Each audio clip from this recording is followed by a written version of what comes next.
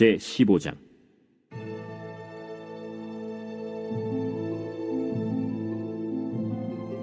그 후에 압살롬이 자기를 위하여 병거와 말들을 준비하고 호위병 50명을 그 앞에 세우니라. 압살롬이 일찍이 일어나 성문 길 곁에 서서 어떤 사람이든지 송사가 있어 왕에게 재판을 청하러 올 때에 그 사람을 불러 이르되, 너는 어느 성읍 사람이냐? 종은 이스라엘 아무 지파에 속하였나이다. 압살롬이 그에게 이르기를, 보라, 내 일이 옳고 바르다마는 내 송사를 들을 사람을 왕께서 세우지 아니하셨다. 내가 이 땅에서 재판관이 되고 누구든지 송사나 재판할 일이 있어 내게로 오는 자에게 내가 정의 베풀기를 원하노라 하고 사람이 가까이 와서 그에게 절하려 하면 압살롬이 손을 펴서 그 사람을 붙들고 그에게 입을 맞추니 이스라엘 무리 중에 왕께 재판을 청하러 오는 자들마다 압살롬의 행함이 이와 같아서 이스라엘 사람의 마음을 압살롬이 훔치니라. 4년 만에 압살롬이 왕께 아뢰되, 내가 여호와께 소원한 것이 있사오니 청하건대 내가 헤브론에 가서 그 소원을 이루게 하소서.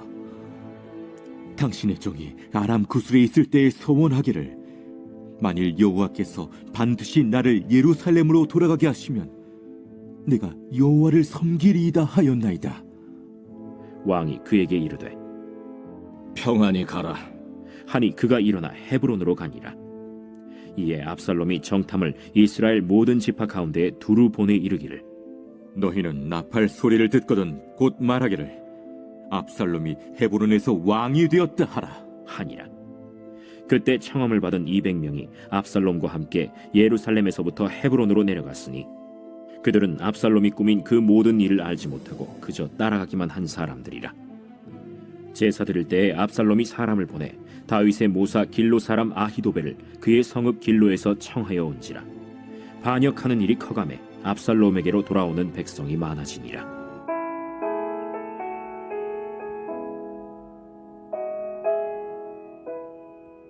선거철만 되면 정치가들은 국민들을 위해서 자신의 모든 것을 바칠 것처럼 행동을 하죠. 국민들의 인기, 그러니까 표를 얻기 위해서 마치 종처럼 자신을 낮추고 연거푸 허리를 굽신거립니다. 또한 국민들이 원하는 것은 무엇이든지 다 들어줄 것처럼 이 공약을 남발하죠. 그러나 실제 당선이 되고 나서 보면 그들이 했던 공약들이 이 빈 공약일 때가 많음을 보게 되죠. 게다가 이제 모든 사람을 다 만족시킨다는 것 자체가 처음부터 불가능한 것이기 때문에 그런 거죠. 압살롬은 외모가 아름답고 이 추진력이 뛰어난 사람입니다. 특히나 압살롬의 머리털은 아름다웠지만 이후에 이 머리털 때문에 이제 죽임을 당하는 사건이 나중에 나타나게 되는데, 여하튼 외모가 아주 뛰어났어요. 압살롬이 이제 구술에서 돌아왔지만 2년 동안이나 아버지 얼굴을 보지 못하죠. 이 압살롬이 자신을 데려온 요압에게 다윗 왕을 보게 해달라고 이제 집요하게 요청을 했고, 결국 요압의 중재로 다윗을 만나기는 합니다. 자, 그런데 이제 압살롬이 다윗을 이렇게 만나려고 했던 목적, 사실은 화해가 되어야 되는데 이 관계를 회복하는 것에 목적이 있지 않는 거예요. 압살롬은 아버지의 자리를 노리고 반역을 오히려 계획하죠. 그래서 압살롬은 자기를 위해서 말과 병거와 호위병을 준비합니다. 그리고 이제 백성들의 송사를 들어줘요. 이 절박한 문제를 가지고 왕에게 재판을 청하러 성에 들어오면은 압살롬이 성문 곁에서 그를 불러 세워가지고 그 사람의 사정을 듣고 이 재판을 해주는 것입니다. 그러면서 마치 다윗 왕은 그 문제를 해결해줄 능력이 없다는 듯한 그런 인상을 갖게 만들죠. 반면에 자신은 이 백성들의 문제를 매우 걱정하고 있는 것처럼, 또한 그들의 그 모든 문제들을 다 들어줄 수 있고 해결해 줄 수 있는 능력이 있는 것처럼 행세를 하죠. 이 당시의 왕은 최고의 재판장이었습니다. 이 왕은 백성들의 송사를 공정하게 판결하고 백성들에게 정의를 행해야 되는 거죠. 그런데 압살롬이 이 다윗이 해야 될, 왕인 다윗이 해야 될 일을 이렇게 중간에 지금 가로채는 거죠. 심지어 백성들에게 이 절받기를 거절하면서 겸손한 척까지 하죠. 자, 이런 압살롬의 행위에 대해서 성경은 이스라엘 무리 중에 왕께 재판을 청하러 오는 자들마다 압살롬의 행함이 이와 같아서 이스라엘 사람의 마음을 압살롬이 훔치니라 라고 설명합니다. 이 압살롬이 빈 공약으로 그리고 거짓 친절로 이 민심을 가져가는 거죠.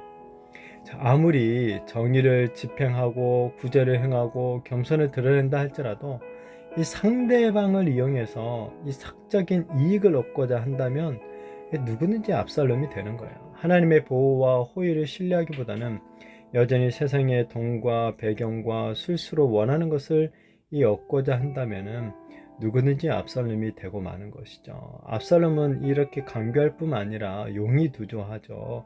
이 반역을 위해서 무려 4년이나 준비를 합니다.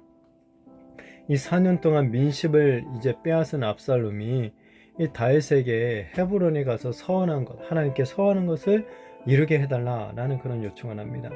그런데 이것은 사실 이제 반역을 위한 구실에 불과하는 거죠. 압살롬은 아버지 다윗을 속이고 평안을 빌어 떠나보내는 아버지에게 칼로 보답할 계획을 실행하는 거죠. 이런 압살롬의 모습은 긴 세월 다윗을 죽일 생각만 했던 사울을 떠올리게 합니다.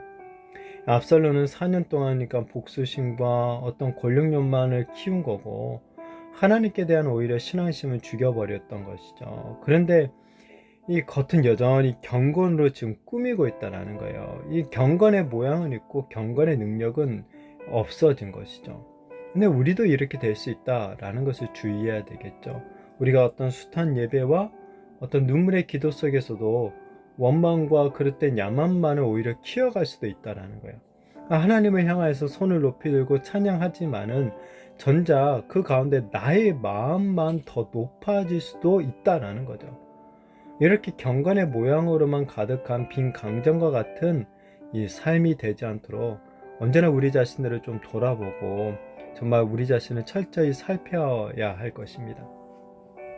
압살롬은 이 반역의 장소를 헤브론을 정하죠. 헤브론은 다윗이 유다의 왕이 되었을 때 유다의 수도였죠. 통일 그리고 이제 이스라엘이 된 후에 다윗이 통일 이스라엘의 왕이 된 후부터는 이 헤브론이 다윗으로부터 아마 소외되었을 것입니다.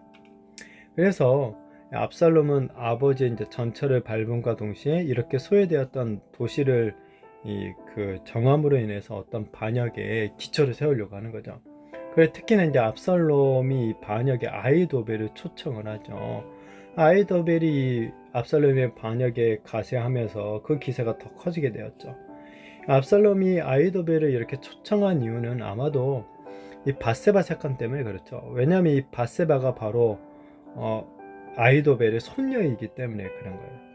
나단 선지자가 밧세바의 일로 인하여서 다윗의 집에 칼이 떠나지 않게 될 것이다 라고 예언했었는데 그 예언이 지금 이제 아들 압살롬의 반역으로 성취가 되고 있는 거죠. 자, 오늘 압살롬은 아버지 다윗에게 반역하여 앙위를 위협하고 있죠. 압살롬은 용의두조에게 반역을 계획을 세우고 실행을 합니다. 이처럼 압살롬은 사람들의 마음을 훔치고 눈을 속이는 데에는 아주 탁월한 사람이죠. 자, 그러나 권모술수와 변절과 반역을 얻은 그 권력으로는 하나님의 마음까지는 훔칠 수 없다라는 것을 또한 모르는 어리석은 자에 불과했던 것이죠.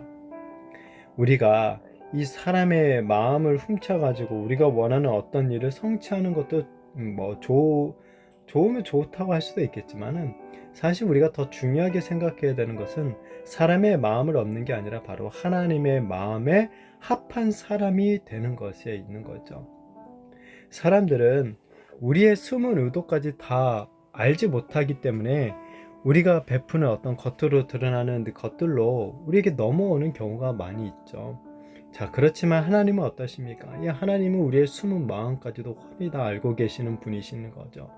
우리는 결코 하나님을 속일 수가 없어요. 그러니까 더욱 하나님 앞에서 우리는 진실한 사람들이 되어야 하는 것이죠. 겉으로만 우리가 어떤 종교적인 사람, 경건한 사람, 그리고 또 상대방에게, 다른 사람에게 친절한 사람이 되는 것이 아니라 정말 마음에서부터, 우리의 마음속 깊은 곳에서부터 하나님을 향한 진실한 이 신앙, 믿음, 신뢰를 갖추고 또한 다른 사람에 대한 어떤 진실된 이 친절과 이 행동을 보이는 그런 저와 이 정말 진실한 저와 우리 모든 성도님들이 되시기를 예수님의 이름으로 축복합니다.